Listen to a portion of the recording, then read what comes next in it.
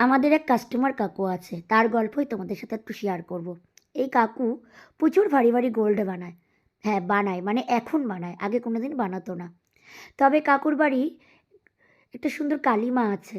তো সেই মা কালীর জন্য একদম গা ভরা গয়না কিন্তু সে বানায়, কিন্তু নিজে সে কোনো দিন পরেনি। তো সেই কাকু যখন থেকে বিপি চন্দ্র জুয়েলার্স থেকে আসে, তবে থেকে কাকুর কিন্তু আমরা নিজের প্রতিও গোল্ডের নেশা ধরিয়েছি। কাকুর ঠাকুরের জন্য তো কাকু নেয়, তো কাকু নিজেও কিন্তু এখন গোল্ড পরে।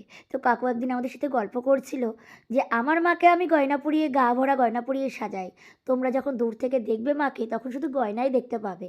তো আমরা কোনো দিন একটা গয়না অবধি পরিনি, কিন্তু তোমাদের দোকানে আসার পর থেকে আমরা গয়নার প্রতি একটা নেশা, একটা ভালোবাসা জন্মেছে।